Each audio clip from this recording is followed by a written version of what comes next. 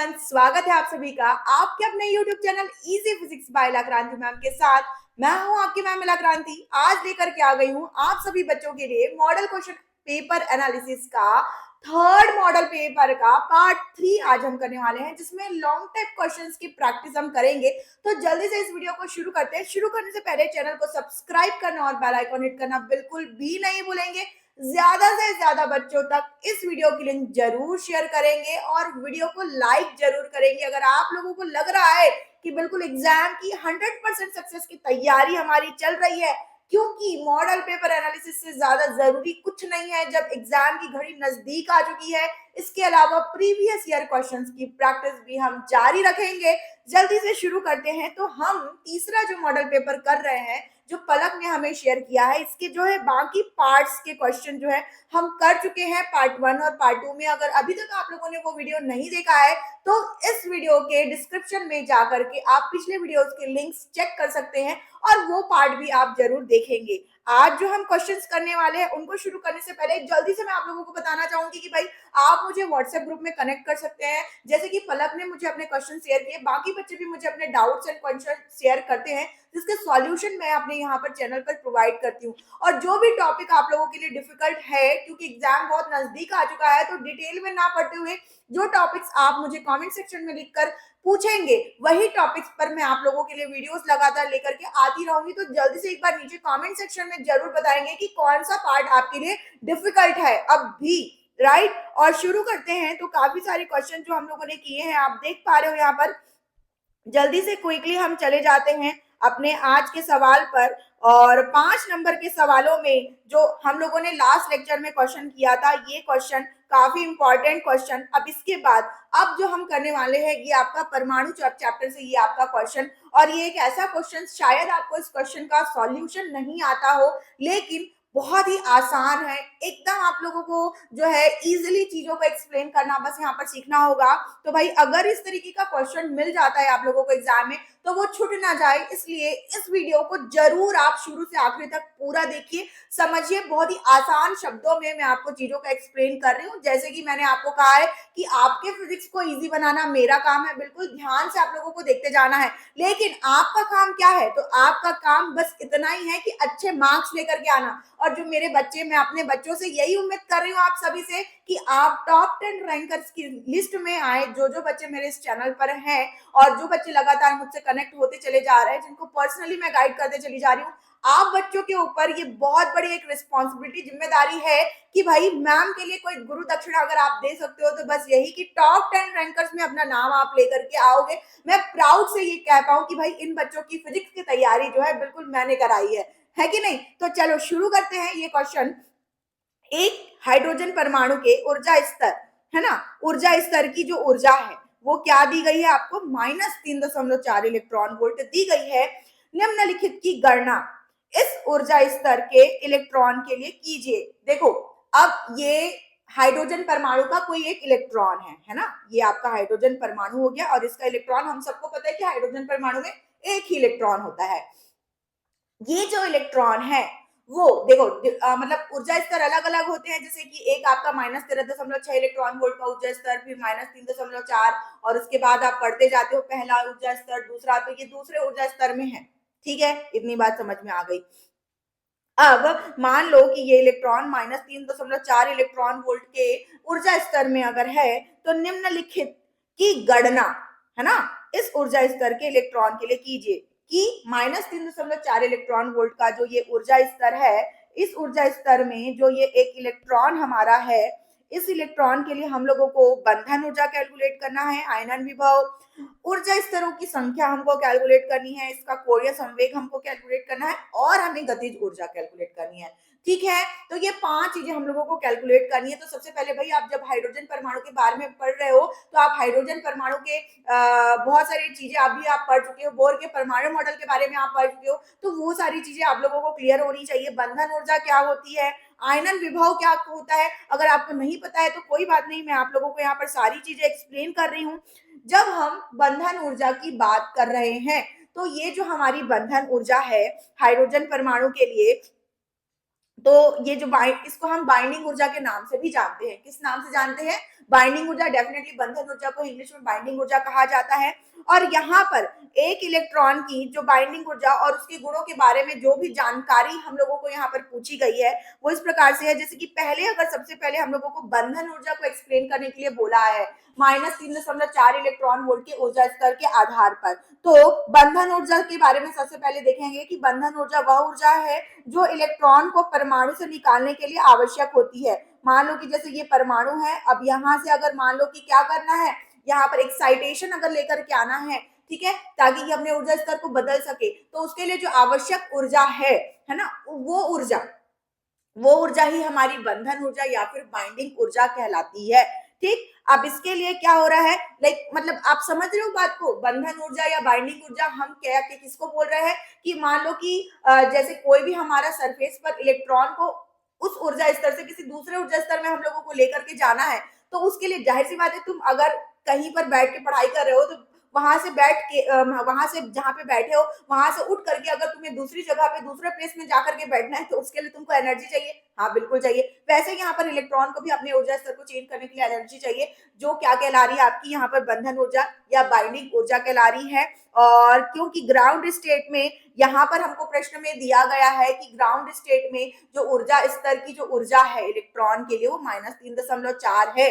तो अगर हम इसके बंधन ऊर्जा की यानी कि बाइंडिंग एनर्जी की बात करें तो वो कितनी होगी, तो 3.4 होगी। क्या होगी? 3.4, क्योंकि ग्राउंड स्टेट की जो ऊर्जा पहले से हमको दी गई है कि हमारा इलेक्ट्रॉन -3.4 इलेक्ट्रॉन वाले ऊर्जा स्तर में एग्जिस्ट कर रहा है। ठीक है, तो ये आपकी क्या हो जाएगी, क्यों? क्योंकि मतलब कि मान लो कि तुम मतलब कि मेरे पास -3.4 इलेक्ट्रॉन वोल्ट है, तुम्हें लेना है तो तुम कितना लोगे? 3.4। ठीक है, बस यही बात है। इसके बाद आयनाइजेशन पोटेंशियल।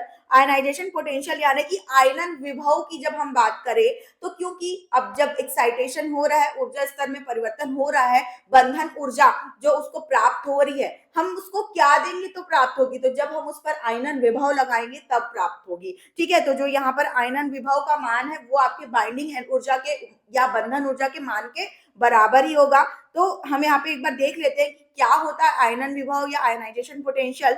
यह ग्राउंड स्टेट के लिए जो बाइंडिंग ऊर्जा होती है उसी के समान होती है।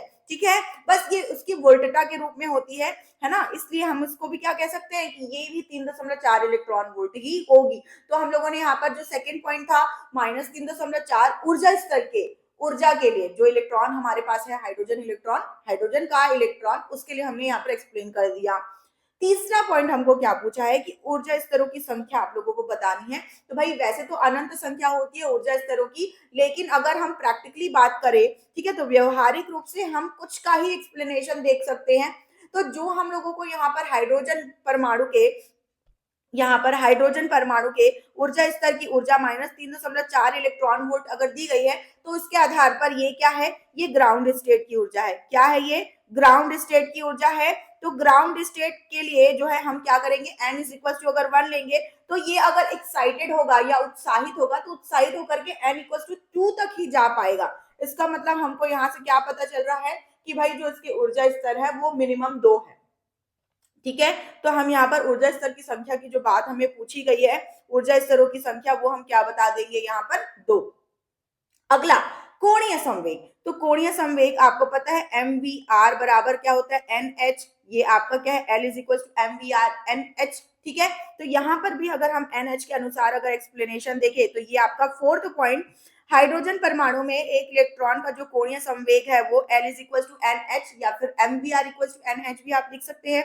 इस सूत्रों का प्रयोग करके हम क्या कर सकते हैं, इसके कोणीय संवेग को कैलकुलेट कर सकते हैं। तो क्योंकि हमारे पास ऊर्जा स्तर क्या थी, ग्राउंड स्टेट में n इक्वल टू 1 में -3.4 ऊर्जा है, -3.4 इलेक्ट्रॉन वोल्ट ऊर्जा है। ठीक है, उत्साहित होकर के कहाँ जा सकता है, वो n इक्वल टू 2 में जा सकता है। तो उसके लिए ऊर्जा स्तरों की संख्या कितनी हो गई, 2 हो गई। तो 2 हो गई तो मतलब कि हमारा L equal to n h जो हम लोगों ने यहाँ पर देखा वो क्या हो जाएगा हमारा, L is equal to 2H। मतलब कि यहाँ पर हाइड्रोजन परमाणु के इलेक्ट्रॉन के लिए ऊर्जा स्तर की जो ऊर्जा अगर -3.4 इलेक्ट्रॉन वोल्ट है तो उसका कोणीय संवेग 2H होगा। ठीक है, देखो वही बात मैं बार बार कह रही हूँ। आई होप कि आप लोग चीजों को समझ पा रहे होंगे। अगर आप ध्यान से सुन रहे हो तो डेफिनेटली आप जरूर समझ पाओगे। अब पांचवा हम लोगों को गतिज ऊर्जा के बारे में पूछा है। ठीक है, तो इलेक्ट्रॉन की जो गतिज ऊर्जा, देखो हम लोगों को जो ऊर्जा स्तर दी गई है उसके लिए जो इलेक्ट्रॉन की ऊर्जा -3.4 इलेक्ट्रॉन वोल्ट प्रश्न में दिया हुआ है। जब भी हम गतिज ऊर्जा की बात करते हैं तो गतिज ऊर्जा क्या होता है, उस ऊर्जा की वैल्यू का हाफ होता है। ठीक है, तो क्योंकि हमारे पास यहाँ पर -3.4 इलेक्ट्रॉन वोल्ट ऊर्जा स्तर की ऊर्जा है हाइड्रोजन के इलेक्ट्रॉन के लिए, तो उसकी गतिज ऊर्जा को हम लोगों ने अगर आधा कर दिया तो यहाँ पर गतिज ऊर्जा का मतलब कि जो इलेक्ट्रॉन की जो गतिज ऊर्जा है वो क्या हो गई, 1.7 इलेक्ट्रॉन वोल्ट हो गई। ये हो गया इसका पांचवा पॉइंट। तो इस आधार पर हम लोगों ने जो भी सारा पॉइंट्स देखा, बंधन ऊर्जा यानी कि बाइंडिंग ऊर्जा, ये आपका -3.4 इलेक्ट्रॉन वोल्ट। उसके बाद हम लोगों ने क्या देखा था, आयनाइजेशन पोटेंशियल देखा था। इसके बाद हम लोगों ने ऊर्जा स्तर की संख्या देखी थी। ठीक है, तो ये हम लोगों को 2 मिल गया था। कोणीय संवेग जो हम लोगों ने देखा 2h, और गतिज ऊर्जा, तो ये कंक्लूजन हम लोगों ने देख लिया। तो इसी तरीके से आपको पांचों पॉइंट को खूब अच्छी तरीके से एक्सप्लेन करके लास्ट में उसका कंक्लूजन भी लिख देना है। राइट, ये हो गया आपका आंसर। तो ये क्वेश्चन आपका यहीं का कंप्लीट हो चुका है। हम बढ़ चुके हैं हमारे अगले प्रश्न की तरफ। और जो हमारा अगला प्रश्न है वो आपके फिजिक्स पार्ट 1 से रिलेटेड है, और क्योंकि पार्ट 2 के क्वेश्चंस बच्चों को काफी ज्यादा टफ लगते हैं, इसके पहले जो ये 2 क्वेश्चंस हम लोगों ने किए, एक अभी बंधन ऊर्जा वाला प्रश्न जो किया, और इसके पहले जो हम लोगों ने प्रश्न किया था बंधन ऊर्जा प्रति न्यूक्लियन, ये नाभिक अध्याय से था। अच्छा, अब एक बात समझो कि ये वाला क्वेश्चन आपके हाइड्रोजन परमाणु वाले क्वेश्चन के साथ अथवा में दिया है, और दोनों ही क्वेश्चन ऐसे डिफिकल्ट लेवल के हैं, ये क्वेश्चन और आपका ये वाला क्वेश्चन। अब बताओ अथवा में आप किसको अटेम्प्ट करोगे, एक बार नीचे कमेंट सेक्शन में लिख करके जरूर बताएंगे कि बंधन ऊर्जा नाभिक चैप्टर से जो आपका सवाल है, और एक आपका हाइड्रोजन परमाणु से जो सवाल है। अब ये दोनों ही सवाल ऐसे हैं जहां पर आपको डिफिकल्टी महसूस हो सकती है। हो सकता है कि आपने ये वाला क्वेश्चन तो आप कर भी पाए। ठीक है, तो आप दोनों में से कोई भी क्वेश्चन चूज कर सकते हैं, क्योंकि आप ऑलरेडी फिजिक्स को काफी आसान तरीके से पढ़ चुके हैं। और भाई फिजिक्स में सब कुछ आसान है, बस उसको तरीके से समझने की जरूरत है। और मुझे नहीं लगता है कि आप लोगों को यहाँ पर कुछ भी दिक्कत हुई होगी, आप लोग डेफिनेटली समझ चुके होंगे। अगर नहीं समझे तो एक बार बस वीडियो को और देख लेना, फास्ट फॉरवर्ड करके देख लेना, रिविजन कर लेना। जैसे ही आप रिवाइज करोगे डेफिनेटली आई एम श्योर कि आपको चीजें जो है क्लियर हो जाएगी। कई बार क्या होता है, एक बार में चीजें हमें समझ में नहीं आती है, लेकिन अगर आप उस चीज को 2 बार 3 बार देखोगे तो जरूर समझ में आ जाता है। तो मैं ये नहीं कह रही हूँ कि आप पूरे सेकंड पार्ट फिजिक्स को करो, क्योंकि कई बच्चों के जैसे अगर सेकंड पार्ट की फिजिक्स तैयार नहीं हुए हैं तो उनको सिर्फ मैं यही कहूंगी कि जो क्वेश्चंस मैं आप लोगों को यहाँ पर करवा रही हूँ, सिर्फ उन क्वेश्चंस को अच्छे से कर लो।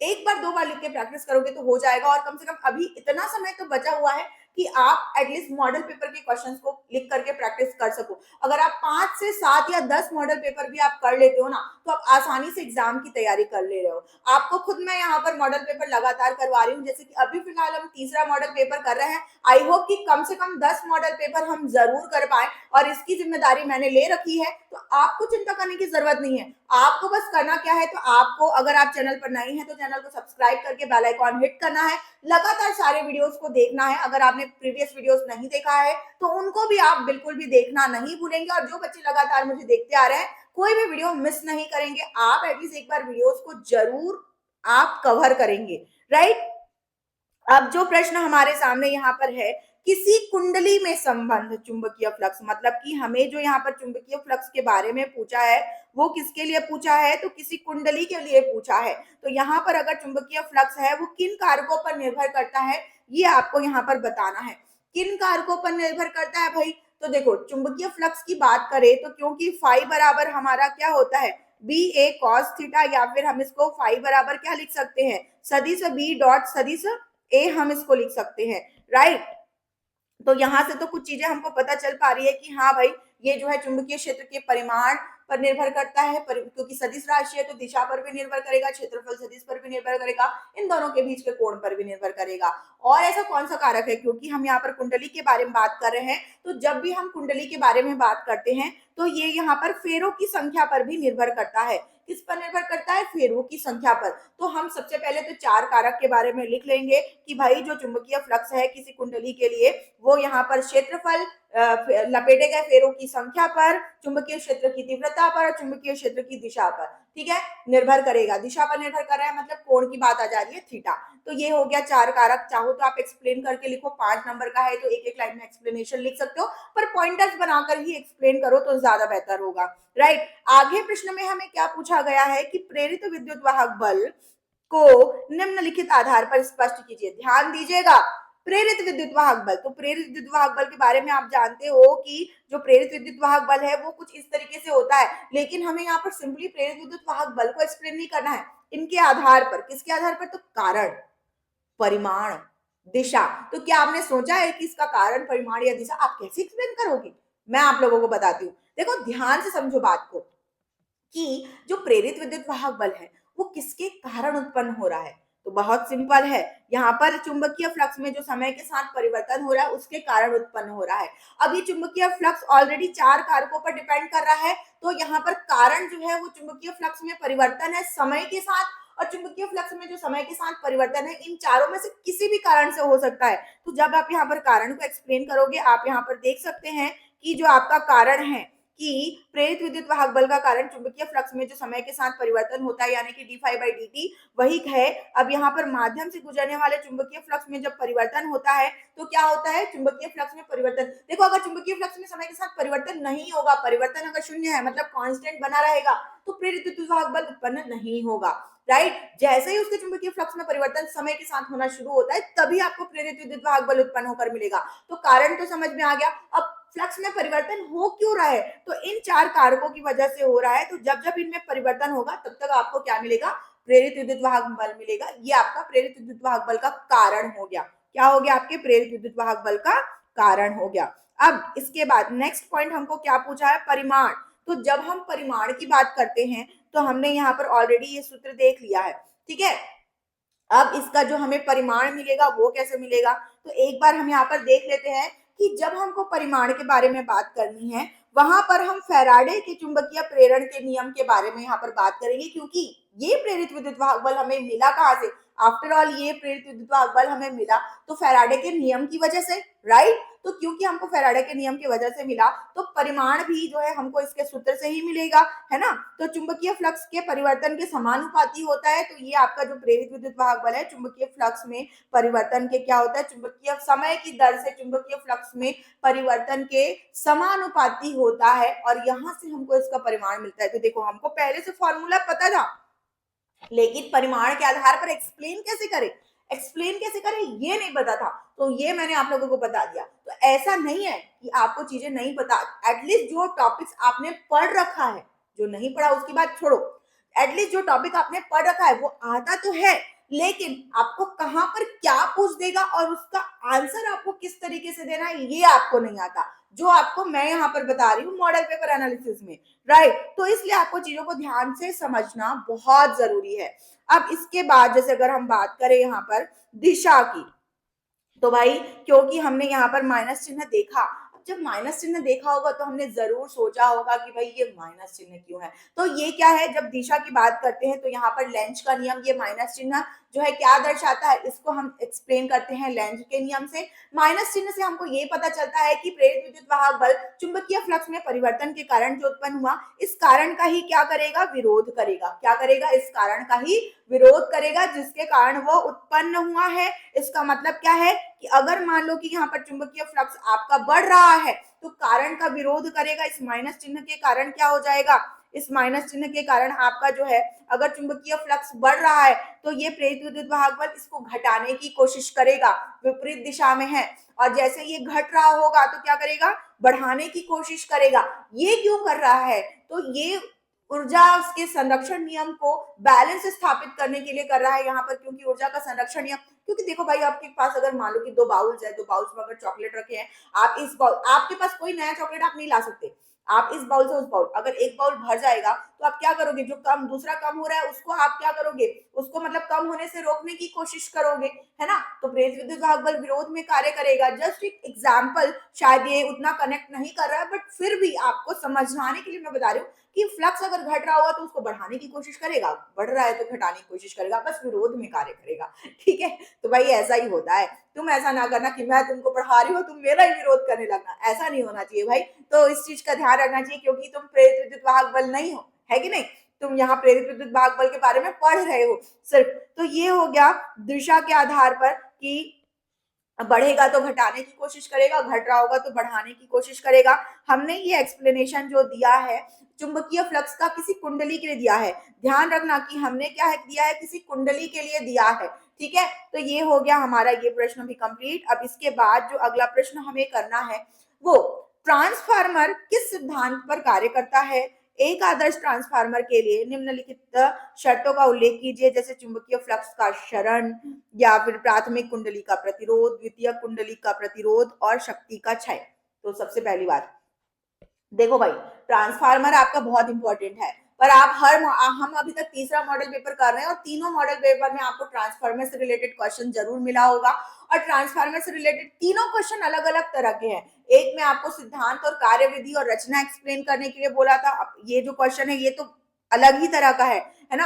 आदर्श ट्रांसफार्मर के लिए निम्नलिखित आधार पर चुंबकीय फ्लक्स का क्षरण, प्राथमिक कुंडली का प्रतिरोध, द्वितीय कुंडली का प्रतिरोध और शक्ति का क्षय, इनके आधार पर हमको क्या करना है, एक्सप्लेनेशन देना है ट्रांसफार्मर का। ठीक, तो सिद्धांत मतलब ट्रांसफार्मर किस सिद्धांत पर कार्य करता है इसको एक्सप्लेन करना तो आसान है। आप उसकी कार्यविधि भी एक्सप्लेन कर सकते हो, रचना भी एक्सप्लेन कर सकते हो, आप जो है परिणामन अनुपात के बारे में भी एक्सप्लेन कर सकते हो, उससे रिलेटेड न्यूमेरिकल क्वेश्चन भी कर सकते हो, तब आपको दिक्कत नहीं आएगी। बट इस क्वेश्चन में आपको 100% दिक्कत आने वाली है, क्योंकि ये थोड़ा सा अलग तरह का है। तो सबसे पहले हम यहाँ पर एक आदर्श ट्रांसफार्मर के लिए निम्नलिखित शर्तों का उल्लेख जो करना है इस पर हम फोकस करते हैं। लेकिन इसको बताने से पहले मैं आप लोगों को, क्योंकि हमारे पास अभी समय है, तो मैं आप लोगों को ट्रांसफार्मर को बहुत अच्छे से बताना चाहूंगी, क्योंकि इसके पहले के वीडियोस में मैंने आप लोगों को काफी स्पीड से जरूर बताया हुआ था।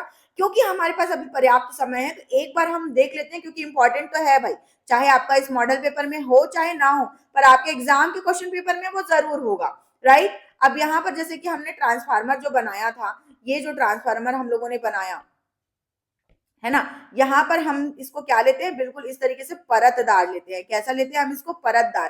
परतदार लेने का कारण क्या होता है, मैं आप लोगों को बता रही हूँ कि सबसे पहले हम यहाँ पर क्या नरम लोहे का क्रोड लेते हैं, और ये जो नरम लोहे का क्रोड हम लोगों ने लिया है इसको हम परतदार लेते हैं। इसलिए लेते हैं परतदार क्योंकि जो हम लोगों को यहाँ पर पूछा गया है चुंबकीय फ्लक्स का जो क्षरण है वो किस कारण से होता है। अगर मान लो कि हम यहाँ पर ठोस क्रोड ले ट्रांसफार्मर का, तो होगा क्या कि जब हम ट्रांसफार्मर की कार्यविधि पढ़ रहे होते हैं तो यहाँ पर हम क्या करते हैं, यहाँ पर जो है हम प्रत्यावर्ती धारा यहाँ पर विभव लगाते हैं, जिसकी वजह से यहाँ पर प्रत्यावर्ती धारा प्राथमिक कुंडली में यहाँ पर क्या होती है, प्रवाहित होती है। जैसे ही प्राथमिक कुंडली में प्रवाहित होती है तो क्योंकि हमारा जो ट्रांसफार्मर है वो विद्युत चुंबकीय प्रेरण के क्या विद्युत चुंबकीय प्रेरण के अन्योन्य प्रेरण के सिद्धांत पर कार्य करता है। अन्योन्य प्रेरण का सिद्धांत क्या होता है, मतलब कि अन्योन्य प्रेरण के लिए कम से कम मिनिमम हमको 2 कुंडली चाहिए होती है, और यहाँ ट्रांसफार्मर में आपकी ये प्राथमिक कुंडली और ये आपकी द्वितीय कुंडली, 2 कुंडलियां यहाँ लगी होती है।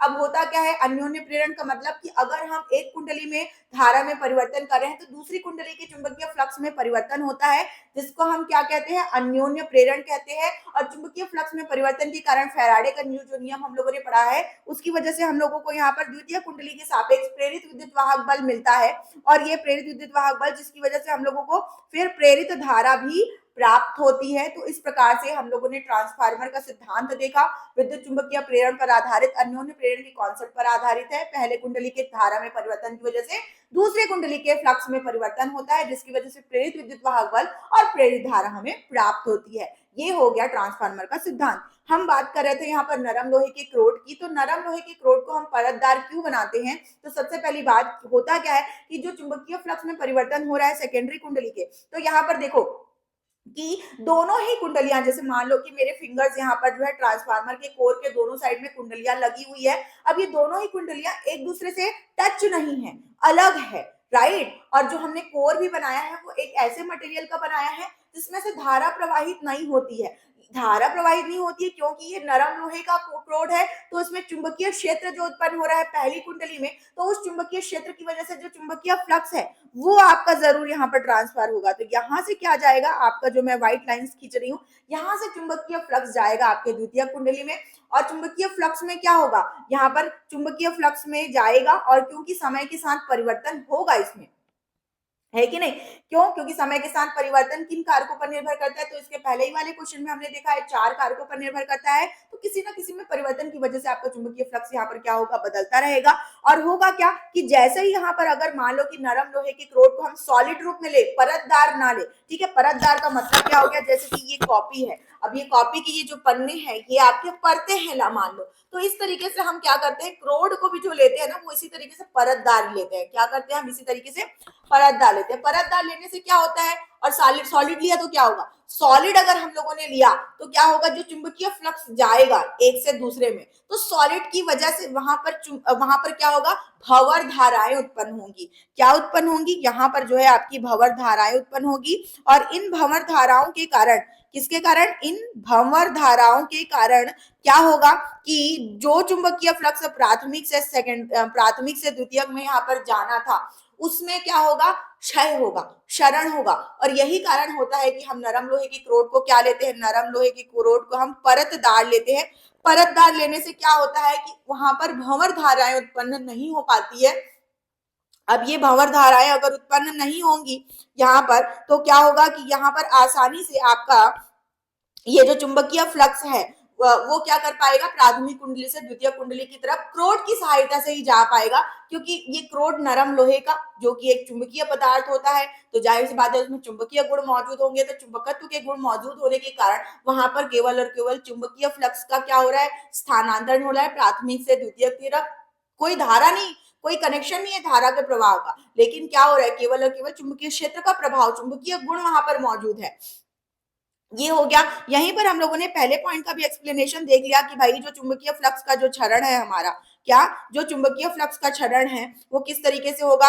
आदर्श ट्रांसफार्मर के लिए निम्नलिखित शर्तों के आधार पर। अब अगर आदर्श ट्रांसफार्मर की बात करें, ठीक है, देखो आदर्श ट्रांसफार्मर के लिए क्या होगा कि ये यहाँ पर जो क्षरण है चुंबकीय फ्लक्स का ये होगा आपका 0, क्योंकि आदर्श है, आइडियल कंडीशन पर प्रैक्टिकली ऐसा नहीं होता। हम कितना भी परतदार बना ले, थोड़ा ना थोड़ा क्षरण तो होगा, बहुत ही कम होगा पर होगा जरूर।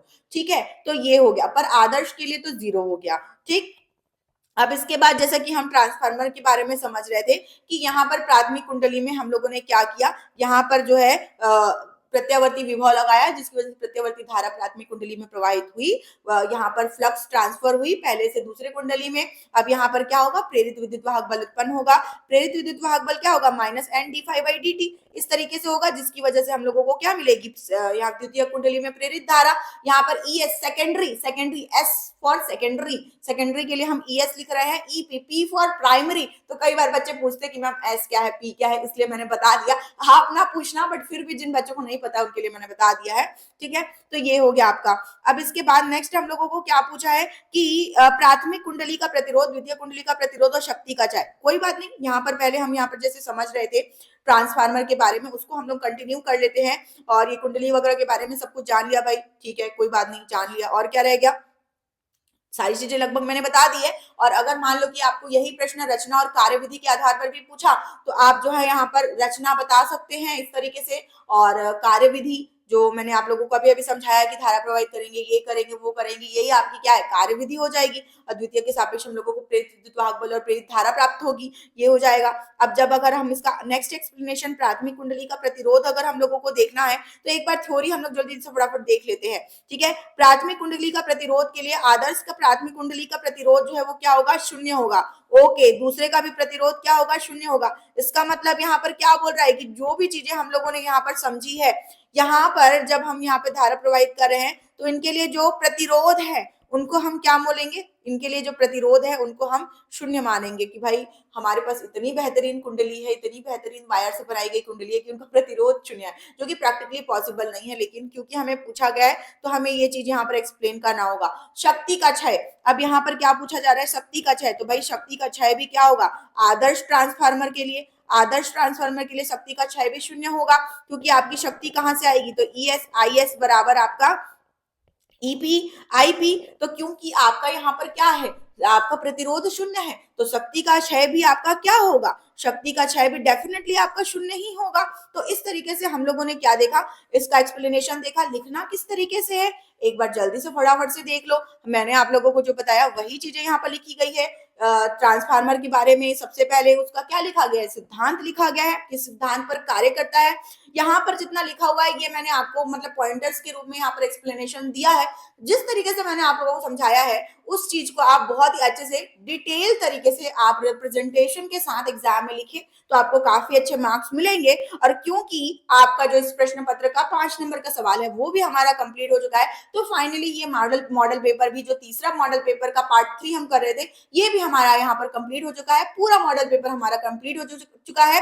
आगे भी मैं आप लोगों के लिए मॉडल क्वेश्चन पेपर्स जरूर सॉल्यूशंस लाती रहूंगी, साथ ही साथ प्रीवियस ईयर क्वेश्चंस के लिए भी आपको वीडियोस मिलते रहेंगे। इसके अलावा जो भी टॉपिक आपको टफ लग रहे हैं, जिस पर अभी भी आप लोगों को डाउट है, तो क्योंकि हम एग्जाम नजदीक होने की वजह से अभी डिटेल में पढ़ना पॉसिबल नहीं है, लेकिन जिस पर आप लोगों को डिफिकल्टी आती है उस पर बेस्ड वीडियो के सेशंस आप लोगों को जरूर मिल जाएंगे। इसके लिए आपको नीचे कमेंट सेक्शन पर कमेंट जरूर करना है। इस वीडियो की लिंक ज्यादा से ज्यादा बच्चों तक जरूर शेयर कीजिए। जो बच्चे चैनल पर नए हैं, वीडियो अच्छी लगी, चैनल को सब्सक्राइब करना, बेल आइकॉन हटकाना बिल्कुल भी नहीं भूलेंगे। वीडियो को लाइक जरूर करेंगे। आप मुझसे व्हाट्सएप के माध्यम से भी कनेक्ट हो सकते हैं। व्हाट्सएप की लिंक आपको नीचे डिस्क्रिप्शन पर मिल जाएगी, जहां पर आप अपने क्वेश्चंस, अपने पेपर या जिस भी तरह के एजुकेशन और करियर से रिलेटेड आपको डाउट्स है उसका सॉल्यूशन आप मुझसे पा सकते हैं, राइट। तो इस सेशन में बस इतना ही। नेक्स्ट सेशन में हम मिलेंगे और तब तक के लिए बाय बच्चों।